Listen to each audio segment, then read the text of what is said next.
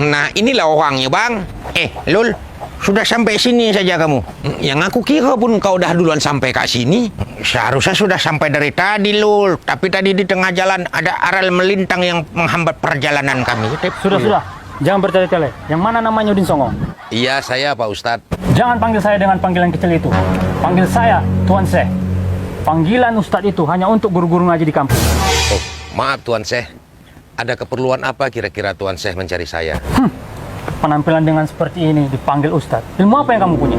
Maaf Tuan Syekh, saya tidak memiliki pengetahuan apa-apa. Saya hanya orang kampung yang hanya tahu bertani dan beternak.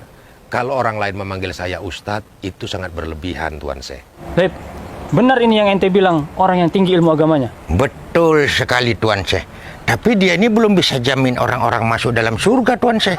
Kalau guru belum bisa menjamin pengikutnya masuk surga, untuk apa diikuti? Tapi di kampung ini Tuan Syekh, cuma dia yang paling ngerti ilmu agama Tuan Syekh.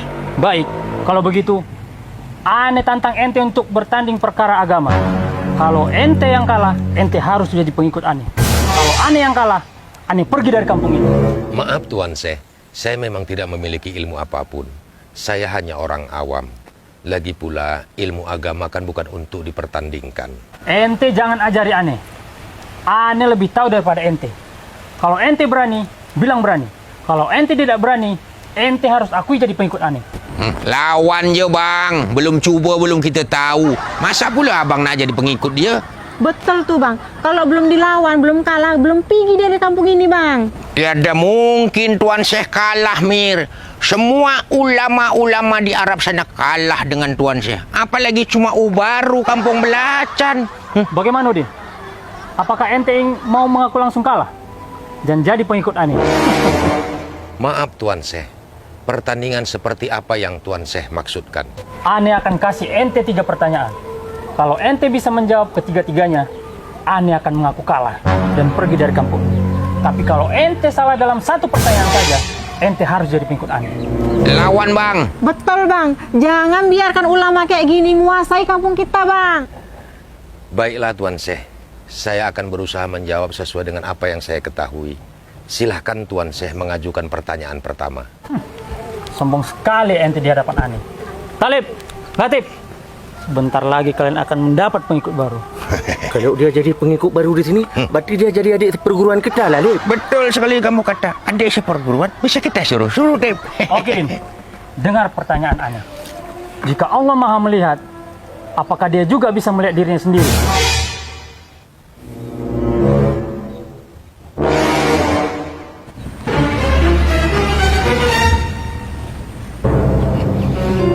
Kira-kira apa jawabannya ya, Tip ya? Mana aku tahu, Lip.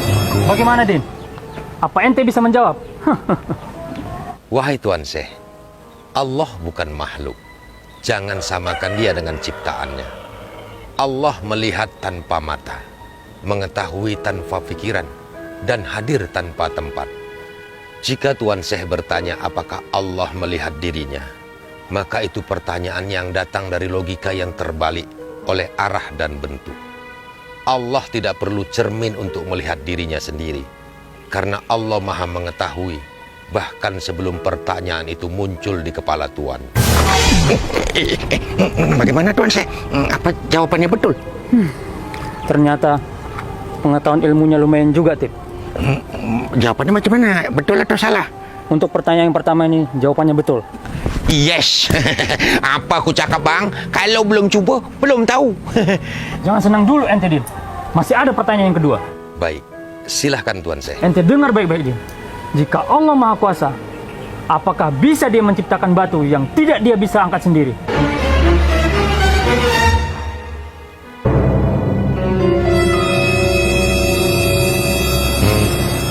Macam mana maksud dia ni, Dek? Adik pun nggak tahu Bang. Kali ini, ente tidak akan sanggup menjawabnya, Din. Ini baru pertanyaan yang luar biasa, Lip. Kalau ini bukan luar biasa lagi, Tip. Ini luar binasa. Bang Udin pasti bingung menjawabnya itu. Bagaimana, Din? Apakah ente menyerah? Tidak. Tetapi pertanyaan Tuan yang sesat logika. Sama halnya seperti bertanya, bisakah Allah menciptakan makhluk yang bukan ciptaannya? Atau Bisakah Allah menciptakan lingkaran yang bersegi 4? Semua itu bukan kelemahan Allah, tetapi kebodohan manusia dalam bertanya. Kenapa Tuan Syekh? Jawabannya benar-benar menghantam Ane, Tip. Bahkan Ane belum pernah terpikir sampai ke sana, Tip. Mana kepintaran guru kau tulip, katanya paling pintar kat sejagat raya. Ngan guru kampung aku ni pun dah kalah, dah terbatuk-batuk. Kejap lagi terberak-berak lah tu. Jangan senang dulu kalian. Ane masih punya pertanyaan pamungkas yang tidak mungkin kalian bisa jawab. Betul Tuan Syekh. Jangan sampai malu sama luhur-luhur Tuan Syekh. Masa sama Ubaru saja kalah. Betul Tuan Syekh. Bila perlu Tuan Syekh turunkan rantai kapal dari langit. Diam kalian. Tidak mungkin Ane bisa kalah dengan orang kampung ini.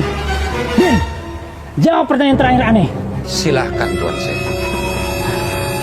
Din, ini pertanyaan Ane yang terakhir.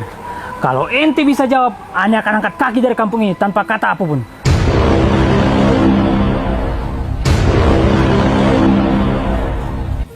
Di mana Allah sebelum Allah menciptakan tempat?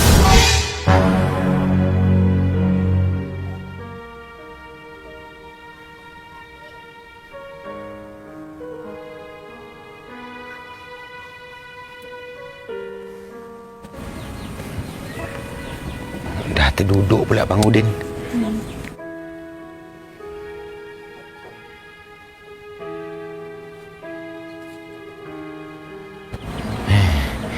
Nampaknya Bang Udin nyerah ni, Dek. Kali ini pasti bingung dia Tuan Syekh. Betul. Ini memang pertanyaan yang luar binasa. Tiada ada orang yang pasti terpikirkan ini. Tuan Imam kita ini memang orang yang paling pintar di dunia. Bagaimana, Din? Ente menyerah? Tuan Syekh, Allah tidak berada dalam ciptaannya. Sebelum Allah menciptakan tempat, Allah sudah ada tanpa membutuhkan tempat. Karena wujud Allah bukan benda yang membutuhkan wadah. Jawablah kalau memang ente mampu menjawab. Jika Tuan bertanya Allah di mana, seolah Allah harus berada di satu sisi.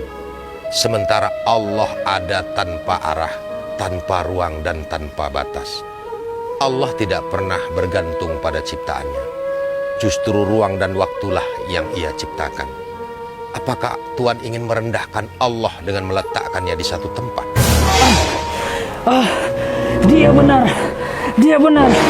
Bahkan Ane belum pernah bisa menjawab pertanyaan Ane sendiri. Ane kalah. Ane kalah. Tuan Syekh, bagaimana kami? Lip, guru kau dah pergi. Ngapa pula kau tak nak ikut pergi? Pergilah ke langit sana, pegangi rantai emas.